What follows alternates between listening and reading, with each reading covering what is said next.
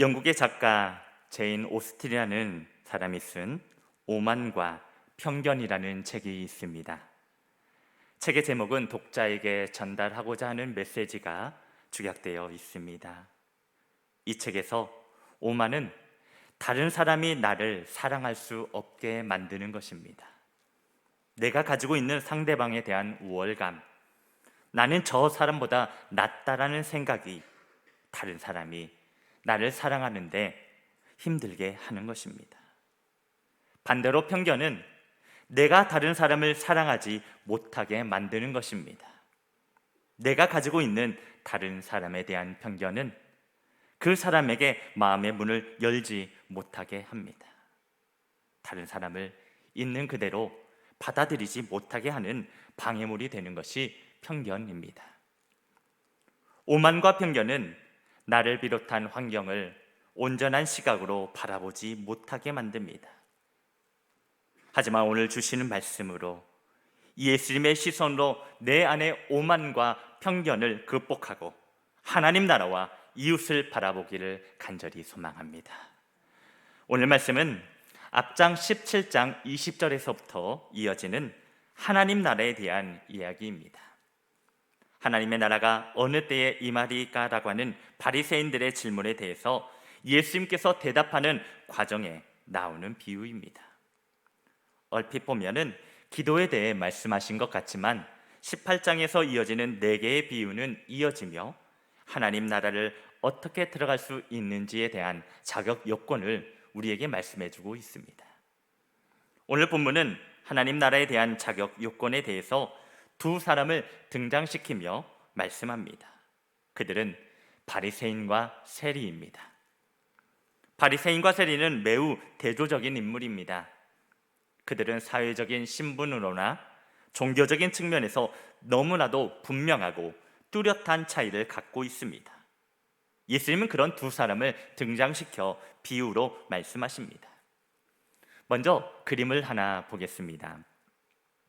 이 그림은 제임스 티소라는 사람이 그린 바리새인과 세리라고 하는 그림입니다. 먼저 바리새인을 볼까요? 바리새인은 하얀 옷을 입고 손을 들고 기도하는 자입니다. 그리고 세리는 누구입니까? 그 뒤에 서서 고개를 쳐박고 가슴을 치며 기도하는 자입니다. 정확히 오늘 말씀의 바리새인과 세리를 묘사하고 있습니다. 바리새인은 조상들의 관습을 철저히 따르는 사람들로 율법을 더욱 엄격하게 해석하고 실천한 사람들입니다. 이들은 율법 중에서도 레위기의 정결법과 사제들의 의무 조항을 엄격히 지키는 사람들이었습니다. 반면에 세리는 나라와 민족 앞에 죄인 중에 죄인이었습니다. 우리나라의 일제시대 밀정들이 있었습니다.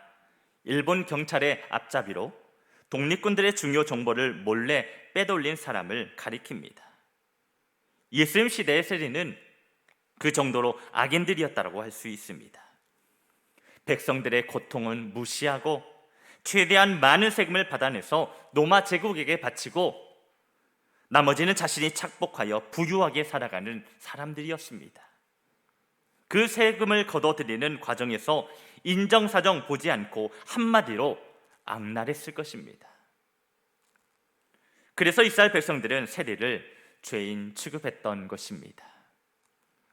그런데 예수님은 바리새인이 아닌 세리를 하나님 앞에서 의롭다 하심을 받았다고 말씀합니다. 17장에서 이어지는 문맥상 하나님 나라에 들어갈 수 있는 자로 세리를 지칭하신 것입니다.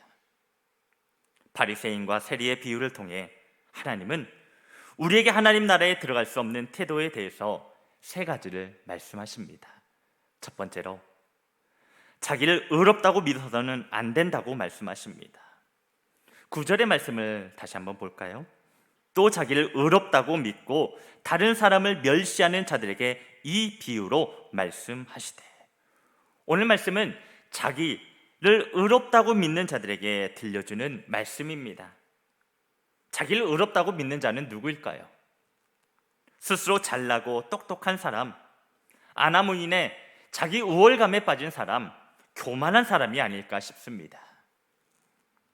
바리새인들은 자기를 스스로 의로운 자들이라고 믿었습니다. 그들은 자기들이 만든 종교 규례를 철저하게 지켰으며 그것이 곧 하나님께 의로운 자로 인정받는 길이라고 그들 스스로 믿었습니다. 그렇기에 일주일에 2번씩 금식하였습니다. 11조를 드리는 일을 자랑하였습니다. 금식하는 것은 자신의 육신의 정욕을 억제하고 자신의 마음과 몸을 어찌하든 하나님의 뜻에 맞추고자 하는 신앙 행위입니다.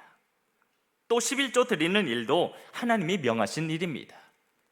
그러므로 금식이나 11조 드리는 일은 자랑할 일이 못 됩니다.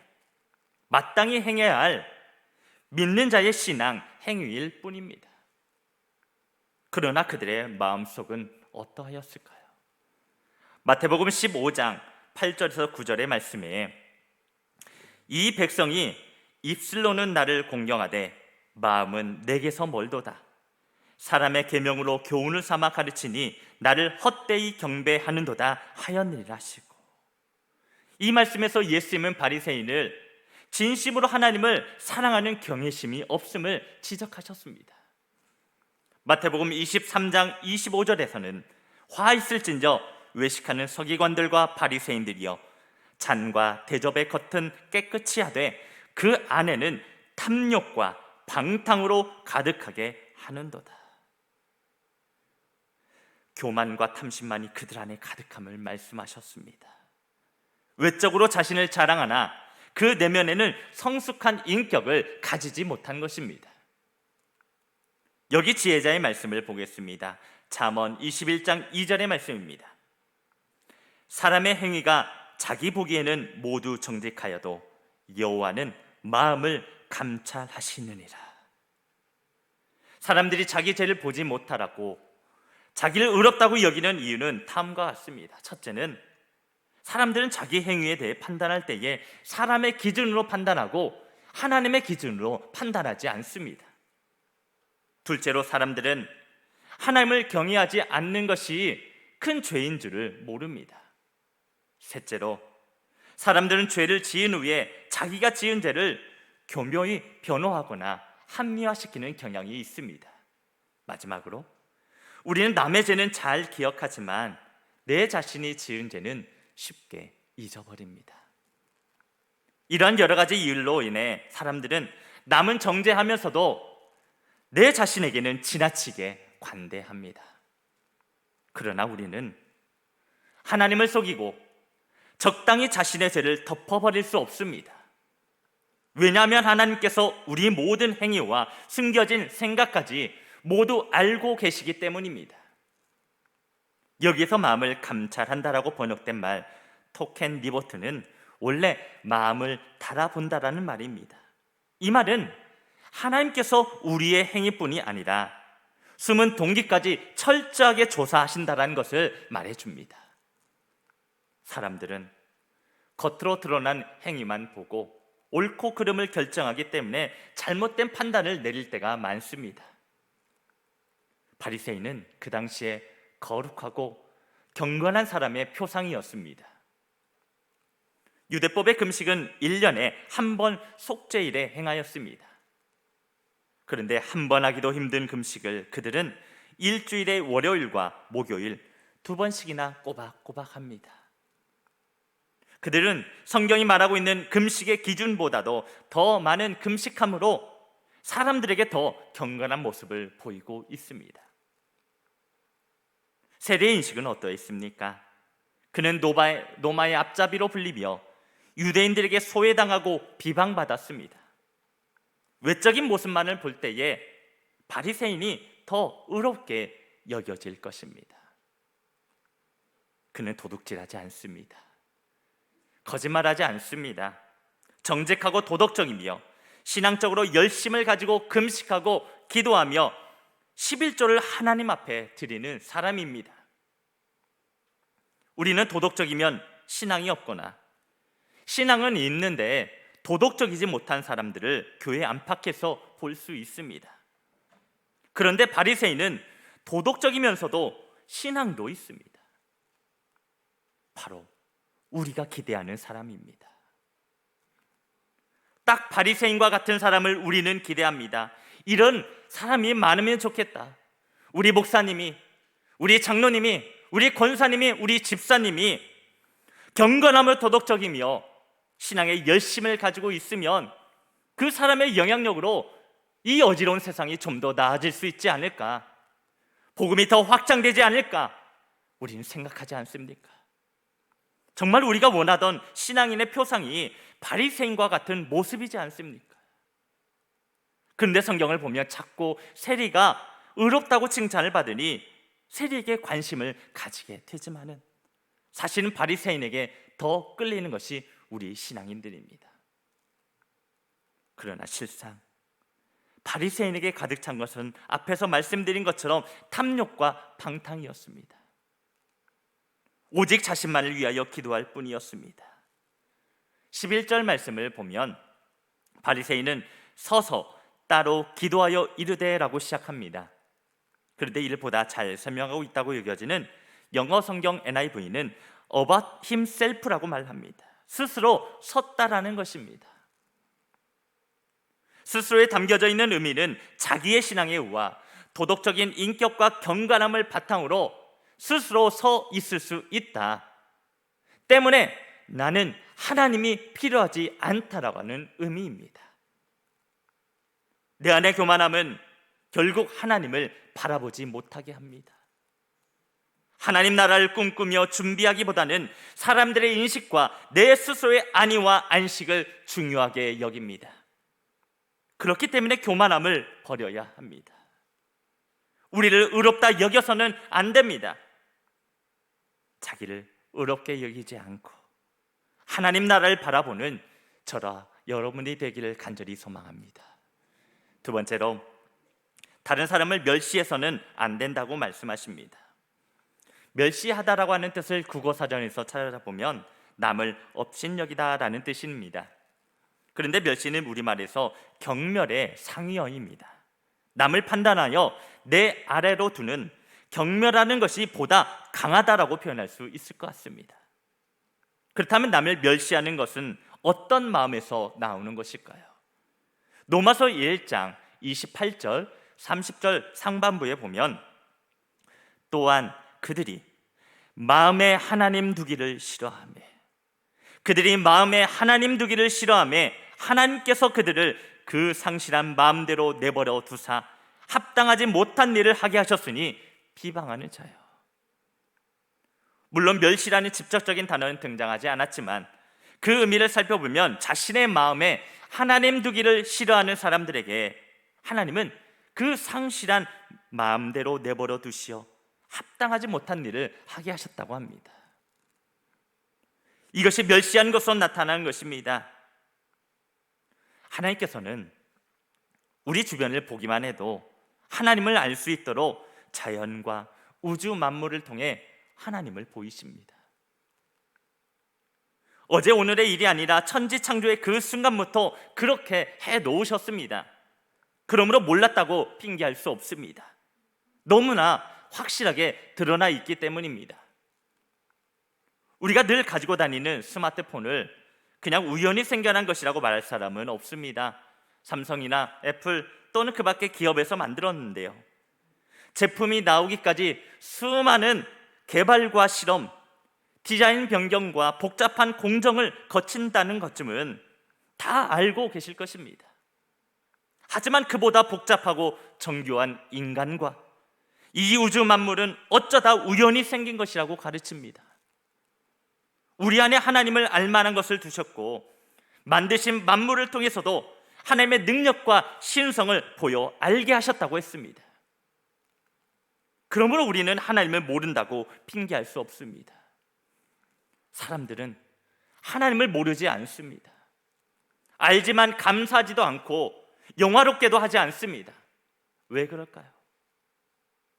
그들이 싫어하고 이렇게 거부하는 하나님을 왜 그렇게 싫어하고 거부하는 것일까요?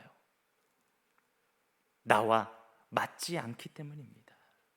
좀 더 정확하게 말하면 내가 정한 기준에 맞지 않기 때문입니다. 선과 악의 기준이 나라는 우상에 맞춰 있는 사람에게는 하나님은 방해가 되는 존재일 뿐입니다. 우리의 창조주이자 주관자이신 하나님을 거부하는 이들이 자신의 기준이 맞지 않는 사람들을 어떻게 할까요? 이서우화에 보면 어느 날 나귀가 등에 한 무더기에 장작을 싣고 연못을 지나가고 있을 때였습니다. 그만 나귀 앞발이 미끄러지면서 넘어지고 말았습니다. 그리고 연못가로 빠졌습니다. 살려주세요 하면서 물속으로 발버둥 치며 이 가련한 나귀는 외쳤습니다. 나귀는 짐이 너무 무거운 데다가 물에 빠져 일어서지도 못한 채 신음하고 있었습니다.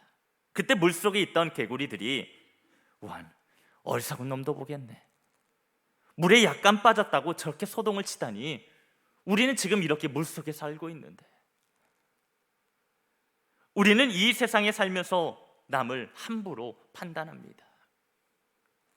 그런데 대부분의 사람들은 자기를 기준으로 남을 판단합니다. 남의 결정이나 잘못에 대해서는 예리하게 비판하고 판단합니다. 그러나 자신의 결점이나 잘못에 대해서는 될 수 있는 대로 합리화시키려고 합니다. 예수님은 이러한 인간의 본성을 너무도 잘 알고 계셨습니다. 그렇기 때문에 마태복음 7장 1절에서 3절에 이렇게 말씀하셨습니다. 비판을 받지 아니하려거든 비판하지 말라. 너희가 비판하는 그 비판으로 너희가 비판을 받을 것이요 너희가 헤아리는 그 헤아림으로 너희가 헤아림을 받을 것이니라. 어찌하여 형제의 눈 속에 있는 티는 보고 내 눈 속에 있는 들보는 깨닫지 못하느냐. 판단하지 말라. 그리하면 너희가 판단받지 않을 것이다. 우리가 하나님의 은혜로 신앙생활을 하고 있지만 사실은 모두가 죄인들입니다.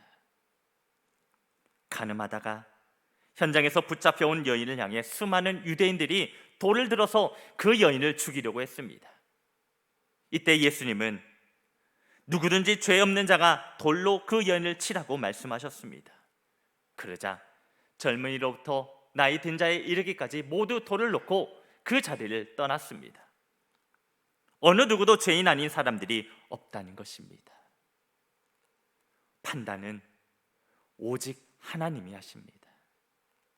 하나님께서 심판하시기 때문에 남을 판단해서는 안 됩니다. 멸시해서도 안 됩니다. 대신에 우리는 우리의 일을 판단하고 내 자신을 판단하고 하나님께서 우리에게 말씀하신 그 때를 판단하는 지혜를 얻도록 기도하는 저와 여러분이 되기를 간절히 소망합니다. 세 번째는 자기를 높이는 자가 돼서는 안 된다고 말씀하십니다. 오늘 본문 13절의 말씀을 우리 함께 다시 한번 같이 봉독해 보도록 하겠습니다. 세리는 멀리 서서 감히 눈을 들어 하늘을 쳐다보지도 못하고 다만 가슴을 치며 이르되 하나님이여 불쌍히 여기소서 나는 죄인이로소이다 하였느니라. 아멘. 앞에서 봤던 바리새인과 세리의 그림을 다시 한번 보겠습니다. 저는 이 그림을 보면서 발을 주목하였습니다. 세리의 발은 한 발은 성전에 들어갔지만 한 발은 어정쩡하게 들어가지 아니하고 멈춰 있습니다. 세리의 발 위치는 지금 그의 마음을 표현하고 있는 것이 아닐까요? 어차피 다른 사람들에게 칭찬받을 만한 칭찬을 받을 기대도 하지 않지만 기도하기 위해 하나님 앞에 나갈 때는 감히 얼굴도 들지 못할 정도로 마음에 하나님에 대한 두려움이 가득했습니다. 그래서 두려운 마음에 들어가는 것조차도 망설였습니다. 그러면서 가슴을 치면서 하나님 앞에 긍휼을 구합니다. 하나님, 나를 불쌍히 여겨주세요. 나는 죄인입니다. 하나님 앞에서 우리는 모두 죄인입니다. 하나님이 우리를 구원해 주시지 않으면 우리는 구원받을 수 없습니다. 그렇게 우리는 하나님의 긍휼과 은혜를 구하며 의지하며 나가야 합니다. 바리새인은 그의 의와 금식과 11조의 공로를 강조했습니다.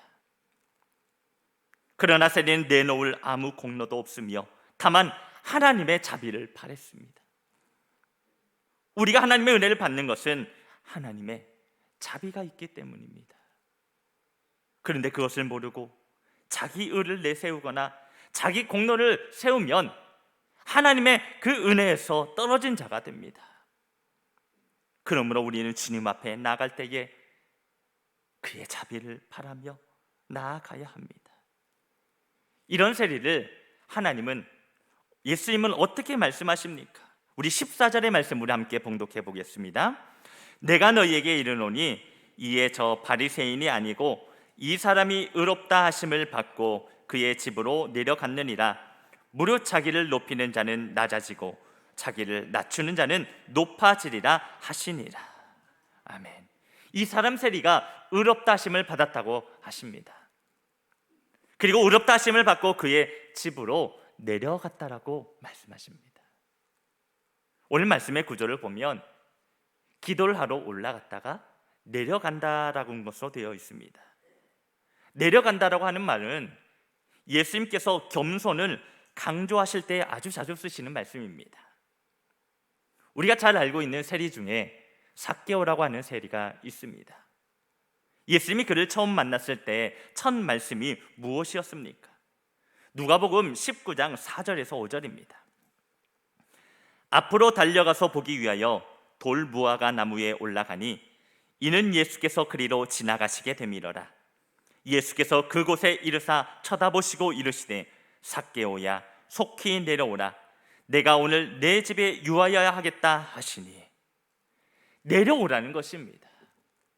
삭개오의 인생에서 나타나는 삶의 스타일은 올라가는 것이었습니다. 뭔가를 이루기 위해서 밟고 올라가고 넘어서는 것을 주저하지 않았습니다. 그리고 그는 예수님을 만나기 위해서 나무에 올라가는 것조차도 서슴지 않았습니다. 그런 삭개오를 보자 예수님은 내려오라고 말씀하십니다.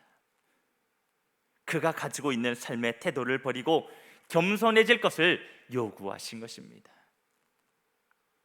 오늘 말씀에서 예수님은 무엇을 문제 삼으신 것입니까? 하나님 앞에 가지고 있는 태도를 문제 삼으신 것입니다. 세리는 자기를 낮추었습니다. 자기가 죄인이라고 인정하며 도덕적인 태도나 인격 그리고 신앙의 열심을 가지고 있지 못함을 고백합니다. 자기의 힘으로는, 자기의 열심으로는 하나님을 볼 수 없음을 알고 하나님께 자비를 구한 것입니다. 바로 이것이 예수님이 그를 인정하신 이유입니다. 우리는 우리의 신앙과 경건, 열심을 어디에 쓰려고 하는 것입니까? 왜 경건과 열심을 남을 비방하는데 그리고 정죄하고 깎는 잣대로 쓰는 것입니까? 왜 교회에서 상대방을 욕합니까? 너는 잘못했다라는 말하는 소리가 왜 들리는 것입니까? 교회 내에서 정말 들려야 하는 소리는 무엇입니까?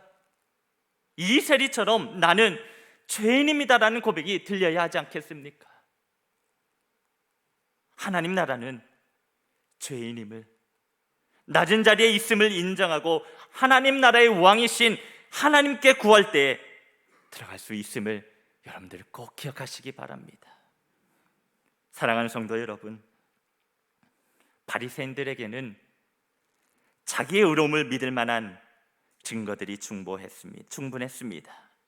그는 늘 하나님의 일을 했습니다. 그는 늘 성경을 읽었습니다. 그는 늘 율법에 순종하되 넘치도록 했습니다. 그는 실제로 토색이나 불이나 간음이라고 여기는 행위들과는 멀리 있는 사람이었습니다. 그래서 그는 하나님께서 자신의 이런 모습, 행위, 삶을 기억해 주셔야 한다라고 기도한 것입니다. 이것이 바로 자기의이고 교만입니다. 그리고 이것이 사람의 마음에 있는 가장 무서운 영적 암덩어리입니다. 하나님과 상관없는 하나님의 은혜로 없이 가능한 선행이나 의로움이나 업적은 존재하지 않는다는 것이 성경이 일관되게 말하고 있는 그런 가르침입니다. 우리의 모두는 하나님께서 주 예수 그리스도 안에서 우리에게 은혜로 주신 것입니다. 우리에게 주장할 수 있는 자기의 의는 존재하지 않습니다. 여기서 바리새인은 넘어졌고 우리도 넘어집니다. 주님께서 가장 통렬하게 비난하셨고 지적하신 것이 바로 자기 의라는 교만입니다. 우리 모두는 여기서 결코 자유롭지 않습니다. 우리는 오늘 바리새인의 모습에서 세리의 자리로 옮겨지는 은혜를 입었습니다. 자기를 낮추시는, 자를 높이시는 하나님, 겸손한 자의 영을 소생시키며 통회하는 자의 마음을 소생시키시는 하나님을 만났습니다. 은혜를 입고 하나님을 만난 우리들은 세리와 같이 자신이 죄인임을 고백해야 합니다. 내가 지금껏 가지고 있던 삶의 태도를 버리고 내려와야 합니다. 이런 우리들을 하나님은 하나님 나라의 백성으로 삼아 주실 것입니다. 하나님 아버지와 주 예수 그리스도로부터 은혜와 평강이 사순절 믿음의 발걸음을 옮겨 하나님 앞에 나와 말씀을 듣는 우리 모든 성도님들 위해 가득 넘치시기를 소망합니다.